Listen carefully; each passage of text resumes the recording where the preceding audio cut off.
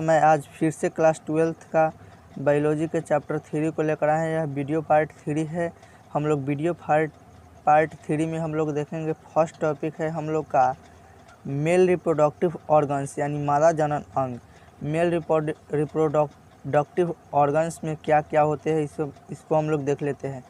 तो मादा जनन अंग में ये रचनाएं निम्नलिखित है। मादा जनन अंग में कौन कौन से रचनाएं निम्नलिखित है देख लीजिए आप लोग। फर्स्ट में है 2 अंडाशय यानी 2 ओवरी। 2 में है 2 अंडवाहिनी यानी अंडवाहिनी को फ्लोपियन ट्यूब कहते हैं। 2 ओविडक्ट, 1 गर्भाशय 1 यूट्रस, 1 जोनी, 1 विजाइना, 1 बाह्य जनेंद्रिय एक्सटर्नल जेनिटिलिया, अतिरिक्त जनन ग्रंथि एक्सेसोरिस जेनेटिकल ग्लैंड एंड एवं स्तन ग्रंथि मेमरी ग्लैंड होता है। फीमेल रिप्रोडक्टिव ऑर्गन में यही सब होता है।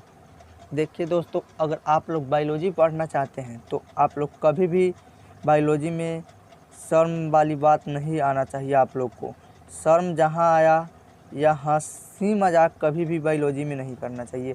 कभी भी बायोलॉजी के कोई भी क्वेश्चन हो उसे पॉजिटिव में लेने की कोशिश करें। निगेटिव में जब आप लेंगे तो निगेटिव की ओर ही आप जाते रहेंगे। तो इसलिए हमारा आपसे आग्रह है कि आप लोग ओनली पॉजिटिव में बायोलॉजी के किसी भी क्वेश्चन को लें। तो चलिए अब हम लोग का देख लेते हैं। फर्स्ट में है अंडवाहिनी, ओविडक्ट या फ्लोपियन ट्यूब। तो चलिए इसको देखते हैं क्या होता है। ओविडक्ट या फ्लोपियन ट्यूब क्या होता है। प्रत्येक मादा में एक जोड़ा अंडवाहिनी यानी ओविडक्ट होते हैं जो एक ओवरी के ऊपरी भाग से शुक्र होकर गर्भाशय के ऊपरी भाग के दोनों बगल लगी रहती है, दोनों साइड लगी रहती है। प्रत्येक नलिका का शीर्ष भाग अंगुलियों के समान झालर बनता है।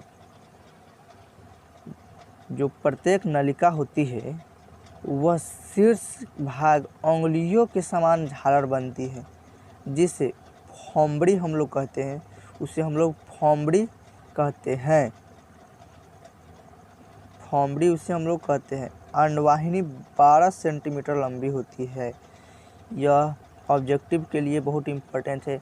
ऑब्जेक्टिव में पूछेगा अंडवाहिनी का लंबाई कितना होता है, तो ऑप्शन में अगर 12 सेंटीमीटर है तो 12 सेंटीमीटर को हम लोग गोला पे निशान कर देंगे। 12 सेंटीमीटर होती है एवं इसकी दीवार मांसल एवं संकुचनशील होती है, जो अंडाणु यानी ओवम को आगे बढ़ाने में सहायता देती है। अंडवाहिनी से अंडाणु गर्भाशय में पहुंचती है। अंडवाहिनी से ही गर्भाशय में पहुंचती है। अंडवाहिनी जो होता है उसी से अंडाणु गर्भाशय में पहुंचती है। चलिए हम लोग का दूसरा है अंडाशय यानी ओवरी। तो चलिए देख लेते हैं अंडाशय यानी ओवरी क्या है। प्रत्येक मादा में एक जोड़ा अंडाशय यानी ओवरी होता है। प्रत्येक मादा में, कोई भी मादा हो फीमेल, जिसमें एक जोड़ा ओवरी पाया जाता है। प्रत्येक अंडाशय का आकार अंडाकार होता है। जो भी उसमें अंडाशय होता है उसका आकार अंडाकार होता है, जिसकी आकार 3 सेंटीमीटर गुने 2.5 सेंटीमीटर गुने 1 सेंटीमीटर है। क्वेश्चन में ऑब्जेक्टिव में पूछा जाएगा कि अंडाशय का आकार कितना होता है, तो अंडाशय का आकार 3 सेंटीमीटर गुने 2.5 सेंटीमीटर गुने 1 सेंटीमीटर है। तो चलिए अब हम लोग आगे की ओर चलते हैं। तो अगला है हमारा 3 में गर्भाशय, यूट्रस। यूट्रस एक थैलीनुमा संरचना है। यूट्रस क्या है? एक थैलीनुमा संरचना है जो मूत्राशय एवं मलाशय के बीच श्रेणी गुहा में स्थित रहता है। यूट्रस एक थैलीनुमा संरचना है जो मूत्राशय एवं मलाशय के बीच श्रेणी गुहा में स्थित रहता है। सामने से देखने से यह नाशपाती के आकार का दिखाई देता है। गर्भाशय में सामने से हम लोग देखेंगे तो वह नाशपाती के आकार का दिखाई देगा। गर्भाशय का आकार 7.5 सेंटीमीटर गुने 5 सेंटीमीटर गुने 3.5 सेंटीमीटर होता है। ऑब्जेक्टिव में पूछेगा कि गर्भाशय का आकार कितना होता है, गर्भाशय का आकार कितना होता है, तो आप लोग जवाब दीजिएगा 7.5 सेंटीमीटर गुने 5 सेंटीमीटर गुने 3.5 सेंटीमीटर यानी 3.5 सेंटीमीटर। चलिए हम लोग अगला पे चलते हैं। तो हमारा अगला है 4 में योनि यानी विजाइना। योनि देख लेते हैं, योनि में क्या क्या होता है, योनि का कार्य क्या होता है। चलिए हम लोग तो चलिए दोस्तों योनि हम लोग देखते हैं। योनि यानी विजाइना एक थैलीनुमा संकुचनशील पेशीय संरचना है, पेशीय रचना है होती है जिसके सामने मूत्राशय और पीछे मलाशय स्थित होता है। जो योनि होता है उसके सामने मूत्राशय, योनि एक थैलीनुमा संकुचनशील पेशीय रचना होती है जिसके सामने मूत्राशय और पीछे मलाशय स्थित होता है। विजाइना का साइज 7 सेंटीमीटर से 10 सेंटीमीटर होता है। विजाइना का साइज 7 सेंटीमीटर से 10 सेंटीमीटर तक होता है।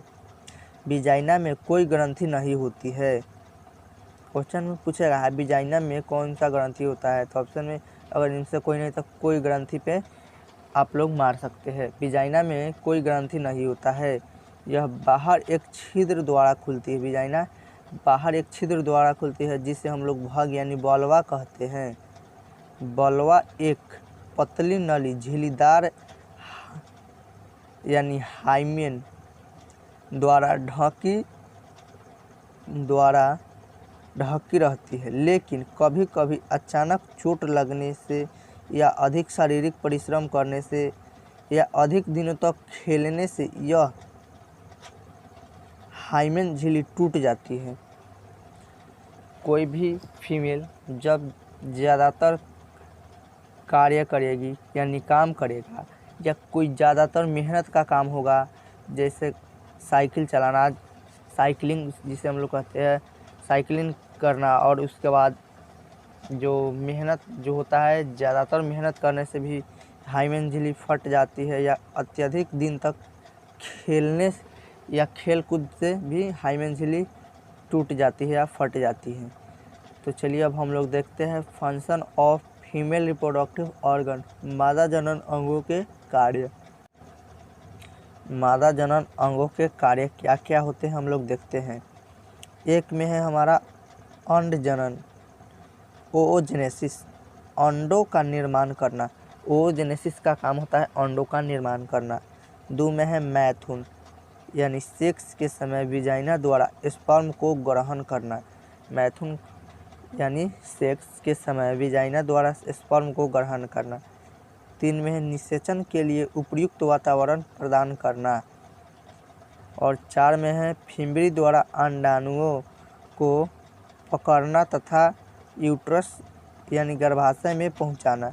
फिम्बरी होता है, फिम्बरी द्वारा अंडाणुओं को पकड़ना तथा यूट्रस में पहुंचाना। 5वां है हमारा गर्भाशय निषेचित अंडाणुओं को भ्रूण परिवर्धन हेतु उचित स्थान प्रदान करना। जो गर्भाशय होता है निषेचित अंडाणुओं को भ्रूण परिवर्धन हेतु उचित स्थान प्रदान करता है। 6ठा है हम लोग का शिशु के विकास के समय पोषण करना। शिशु के विकास के समय पोषण करना। चलिए हम लोग आगे देखते हैं। तो आगे हमारा है अब जो यहाँ हम लोग फिगर लेकर आए हैं, फिगर को देखिए। पहले फिगर है, यह फिगर है हम लोग का मादा जनन तंत्र का। तो हम लोग दिखा देते हैं क्या क्या होता है इसमें। मादा जनन तंत्र देखिए यहाँ, मादा जनन तंत्र ये है गर्भाशय नलिका या अंडवाहिनी जिसे हम लोग फिलोपियन ट्यूब कहते हैं। यहाँ है फिलोपियन ट्यूब, और यहाँ भी फिलोपियन ट्यूब है। और ये है गर्भाशय नलिका अंतिम सिरा, गर्भाशय नलिका यहाँ जो है अंतिम सिरा है। और ये है अंडाशय, ये है अंडाशय। और जो ये दिख रहा है यह अंडाणु, अंडाशय में अंडाणु होता है। ये है हमारा योनि, यहाँ है हमारा योनि, यहाँ पे होता है हाइमेन झिल्ली। जो यह है ना, यहाँ पर है हाइमेन झिल्ली, यह गर्भाशय ग्रीवा, यहाँ है गर्भाशय ग्रीवा, और ये है गर्भाशय। यहीं पे बच्चा जो है ना, बच्चा बड़ा होता है, 9 महीने तक यहीं पे रहता है। चलिए अब इसमें हम लोग देखते हैं आगे है, ये हमारा और भी चित्र है जिसे हम लोग देख लेते हैं। ये है हमारा चित्र, देखिए इसमें है पूरा डिटेल्स दिया हुआ है। देखिए यहाँ फर्स्ट में जो आप लोग को यह दिख रहा है, ये है भॉग जो क्या है, भॉग है। और ये जो हम लोग को दिख रहा है छिद्र, यही है मूत्रमार्ग। और ये है यहाँ है, यहाँ ये है जोनि द्वार, ये है हम लोग का यहाँ है गुर्दा यानी गुदा। और ये है हमारा बृहद भगोष्ठ, और ये है हमारा लघु भगोष्ठ जो यहाँ है। यहाँ जो है ना हम लोग का यह लघु भगोष्ठ है। हाइमेन देखिए, हाइमेन क्या है, जो अत्यधिक परिश्रम करने से हाइमेन फट जाता है, हाइमेन यहाँ होता है, यहाँ जो अत्यधिक परिश्रम या साइकिलिंग करने से फट जाता है। और ये है, ये जो है यहाँ है बर्थोलिन ग्रंथि का द्वार, जो होता है वह बर्थोलिन ग्रंथि का द्वार है। अगर एग्ज़ाम में कोई भी चित्र यानी फिगर पूछे तो फिगर को बनाकर वह किस चीज़ का फिगर है उसको लिखना बहुत ही ज़रूरी है। जैसे यह चित्र है मादा का भग, बलवा, जिसे हम लोग बलवा कहते हैं। देखिए इसे सामने से देखने पर नाशपाती के आकार का दिख रहा है, इसी को हम लोग आगे देखे हैं। तो चलिए दोस्तों, आज का हमारा टॉपिक समाप्त होता हुआ। अब हम अगला टॉपिक हम दूसरे वीडियो में लेकर के आएंगे। अगर मेरे टेलीग्राम चैनल से जुड़ना चाहते हैं तो जुड़ सकते हैं। मेरे टेलीग्राम चैनल का लिंक नीचे डिस्क्रिप्शन बॉक्स में दिया हुआ है, उसमें आप लोग को डेली बायोलॉजी ऑब्जेक्टिव क्विज मिल सकता है। और फेसबुक ग्रुप का भी लिंक दे देंगे नीचे डिस्क्रिप्शन बॉक्स में। आप लोग मेरे फेसबुक ग्रुप से भी जुड़ सकते हैं और व्हाट्सएप ग्रुप से भी जुड़ सकते हैं, हम नीचे डिस्क्रिप्शन में लिंक दे देंगे।